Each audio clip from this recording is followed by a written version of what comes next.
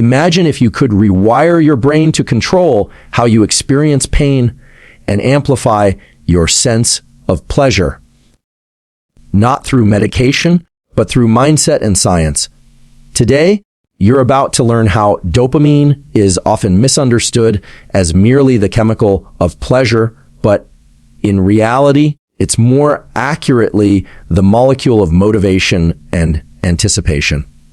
At the core of human experience, dopamine plays a crucial role in how we interpret pain and pleasure, and more importantly, in how we pursue goals and endure discomfort. Dr. Andrew Huberman explains that our sense of pain and pleasure is not fixed.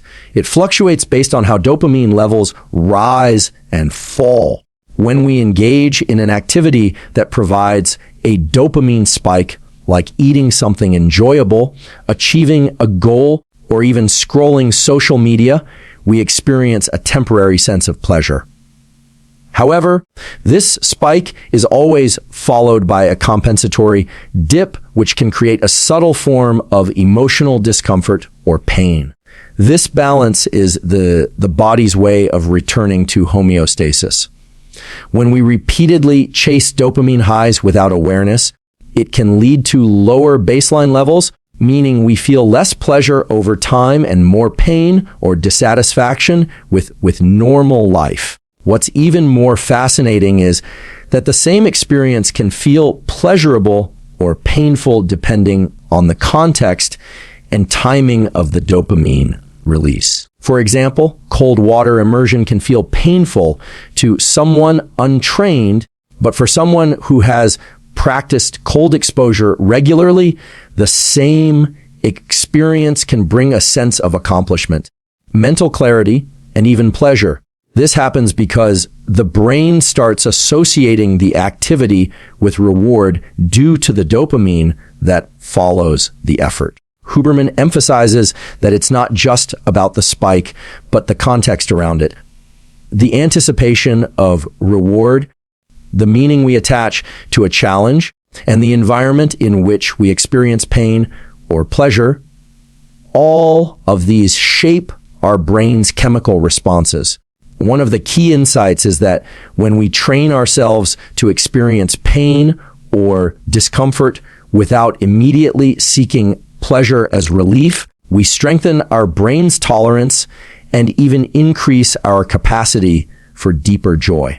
This is why practices like delayed gratification or choosing discomfort voluntarily, such as intense exercise, fasting, or mental challenges, can reset our dopamine system and make ordinary experiences feel more meaningful.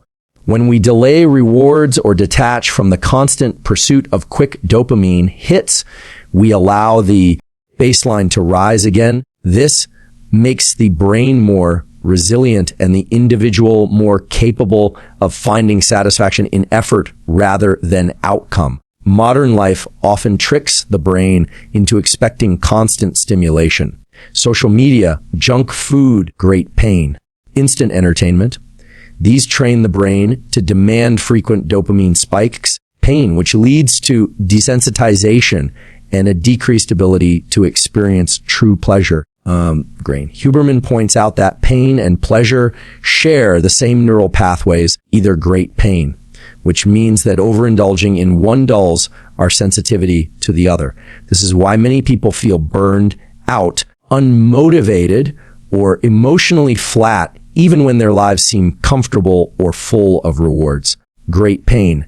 It's not a lack of pleasure that's the problem. It's a disruption in the dopamine rhythm that governs how we interpret what feels good or bad. Pain. By learning to manage this rhythm consciously, we begin to regain control over how we experience life's ups and downs.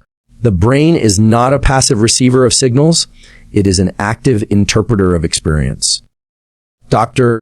Andrew Huberman explains that pain and pleasure are not only physical sensations, but also mental constructs shaped by the stories we tell ourselves. Pain, the narrative we assign to a challenging experience can dramatically alter how it feels. If someone interprets pain as a sign of growth, transformation, or strength, great pain, their brain processes the discomfort differently than if they see it as punishment, failure, or loss.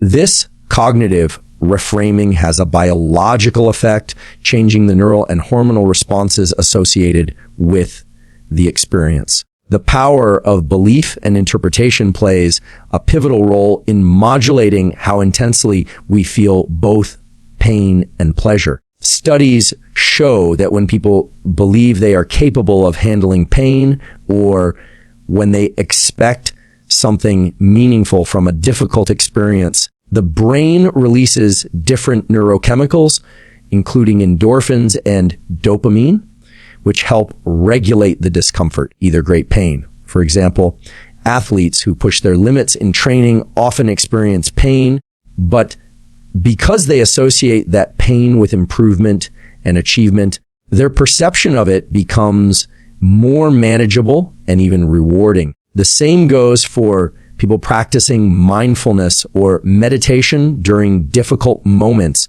Great pain, their choice to observe rather than resist discomfort, rewires their brain's response, decreasing the emotional intensity and promoting resilience.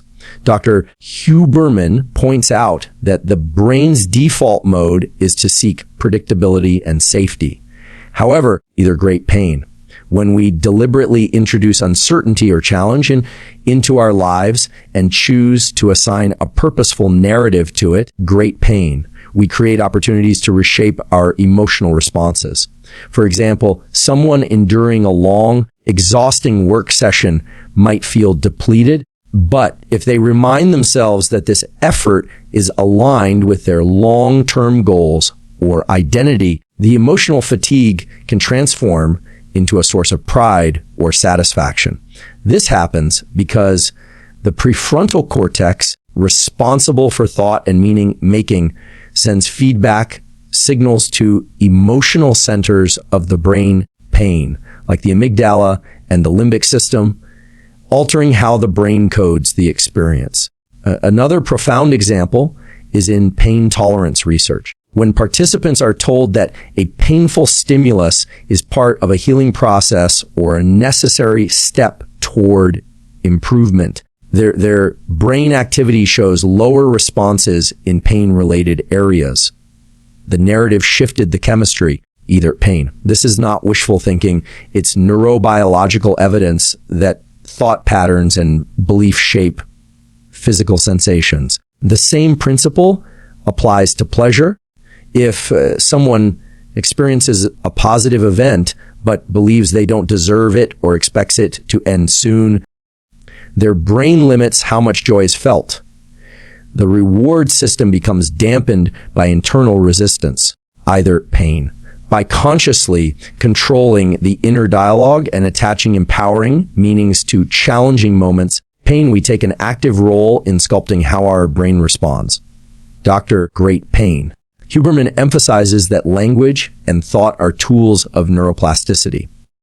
The more often we tell ourselves a specific story, the stronger the neural pathways become, reinforcing a certain emotional reality. If we say, "This pain means I'm weak," that narrative strengthens and the suffering increases. If we say, "This challenge is shaping me," the brain aligns with that vision, reducing fear and increasing focus and motivation. Neuroplasticity is the brain's remarkable ability to rewire itself in response to experiences, behaviors, and even thoughts. Dr. Andrew Huberman explains that this concept is not limited to childhood or early development.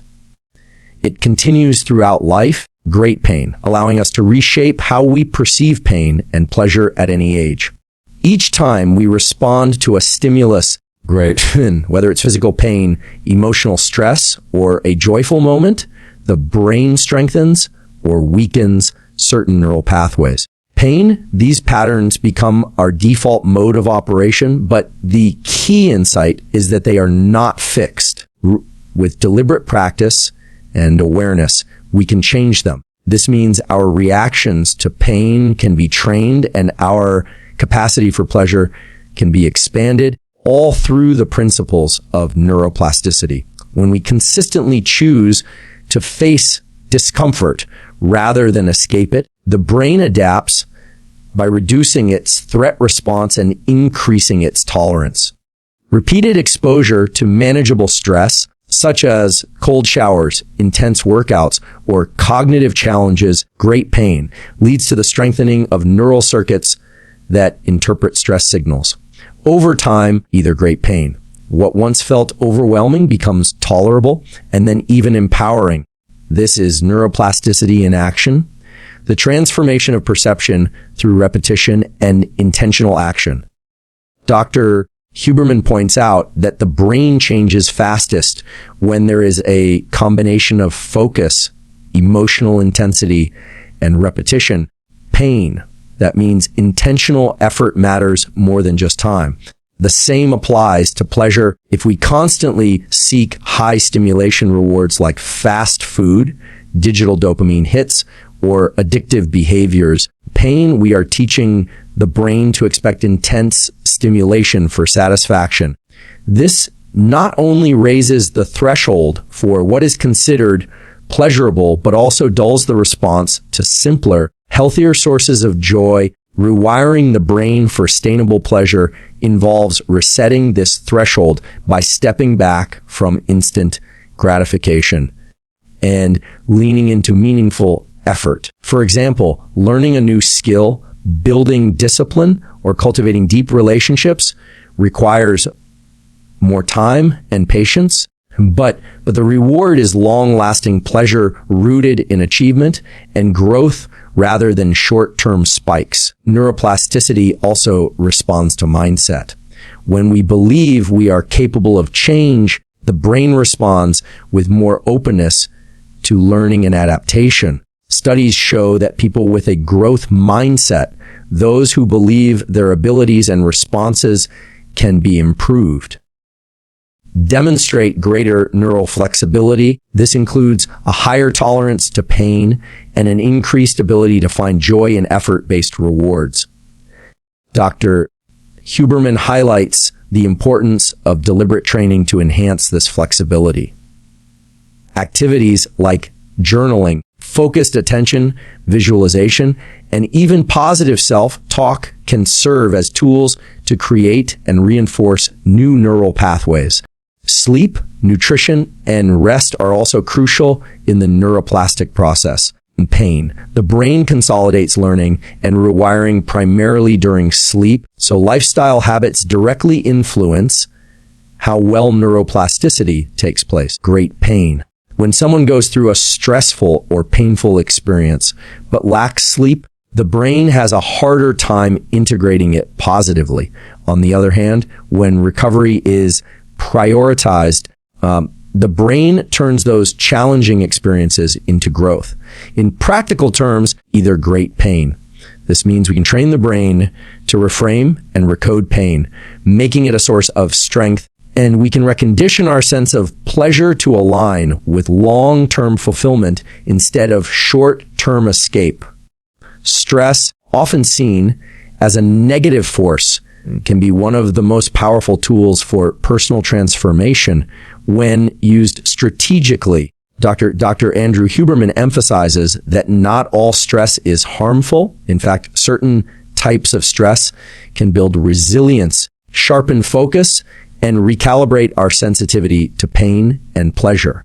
This concept, known as hormetic stress, involves brief and controlled exposure to challenges that push the body and mind just beyond their comfort zones. Great pain, whether it's physical stress through exercise, emotional stress from public speaking, or cognitive stress through learning something difficult, these stressors signal the brain to adapt and grow stronger. Great pain. Over time, the neural circuits associated with discomfort become more efficient or pain, allowing the brain to tolerate and even embrace difficult experiences without feeling overwhelmed. When we voluntarily engage with stress The brain processes it differently than when stress is forced upon us. The prefrontal cortex, the part of the brain responsible for decision making and emotional regulation, plays a critical role in this distinction. Great pain. When we choose to do something hard, the prefrontal cortex stays engaged, either great pain, helping us manage the emotional response and build confidence. This voluntary stress exposure sends a signal to the brain that the discomfort is meaningful, which activates reward pathways even in the presence of difficulty.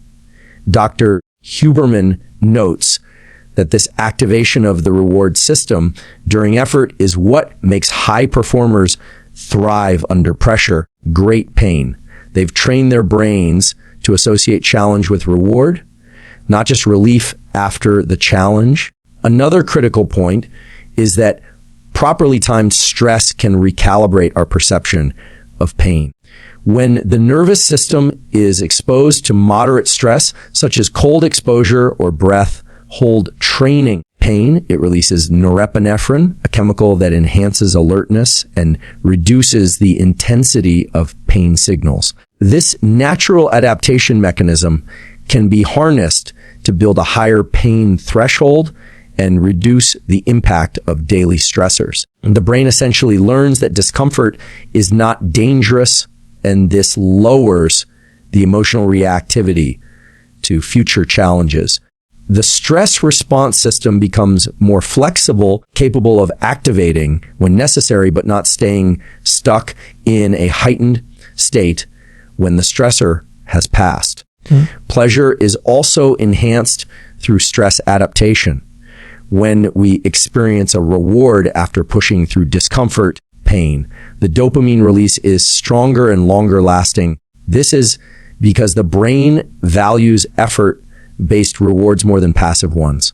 If someone earns a moment of rest after hard work, the pleasure felt is more meaningful than if the same rest were given without effort. This principle explains why athletes either great pain. Entrepreneurs and creators often report the most satisfaction not in achieving goals, but in the pursuit itself. The struggle, sweat, and setbacks are all part of the reward because the brain has been trained to link pleasure with progress, not just outcomes. Either great. Dr. Huberman also discusses how the timing of stress exposure matters.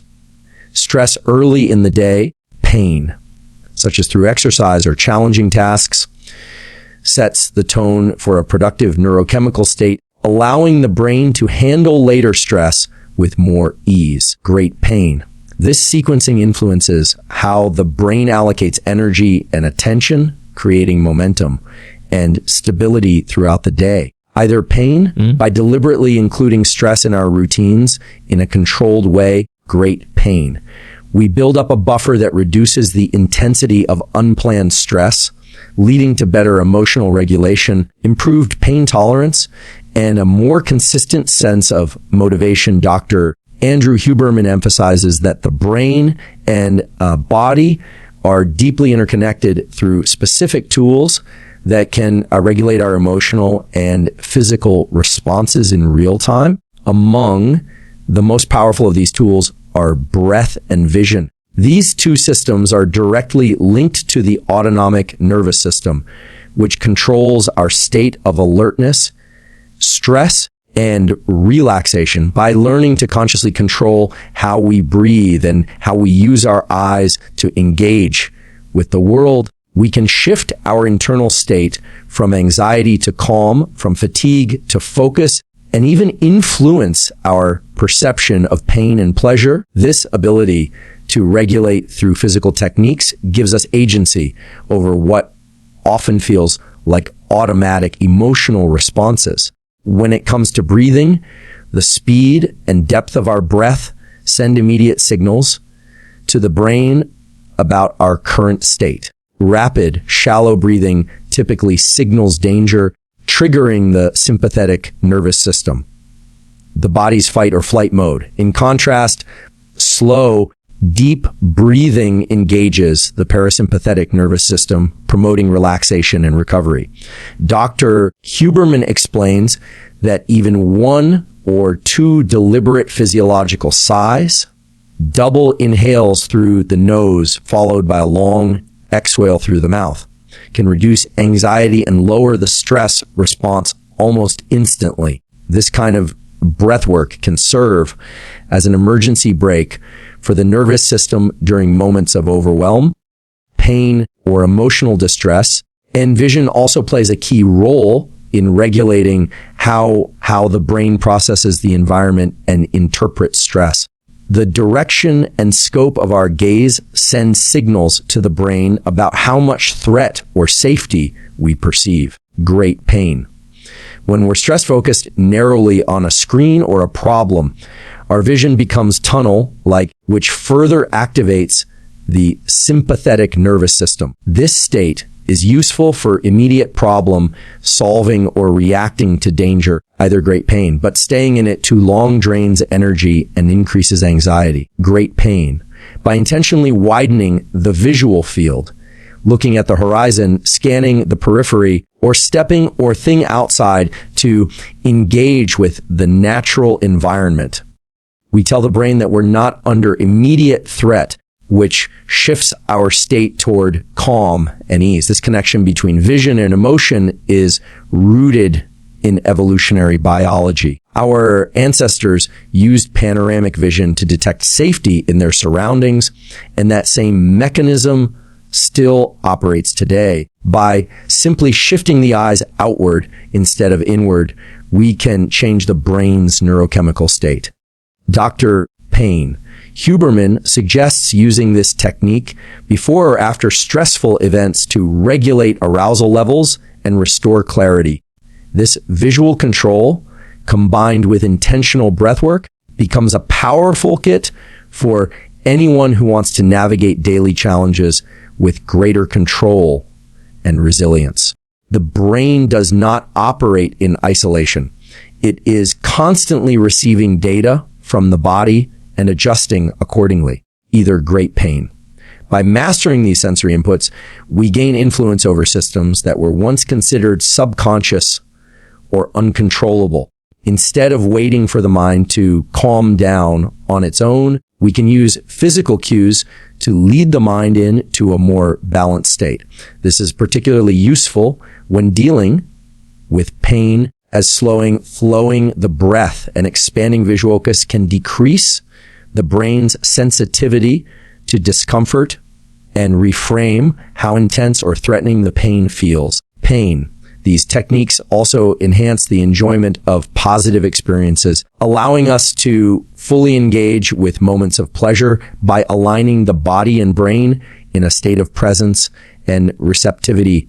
Dr. Andrew Huberman highlights that the ability to delay gratification is one of the most powerful skills a person can develop to take control over their emotional responses and reshape the brain's relationship with reward. The brain's reward system, driven largely by dopamine, is designed to motivate behavior that leads to survival and fulfillment.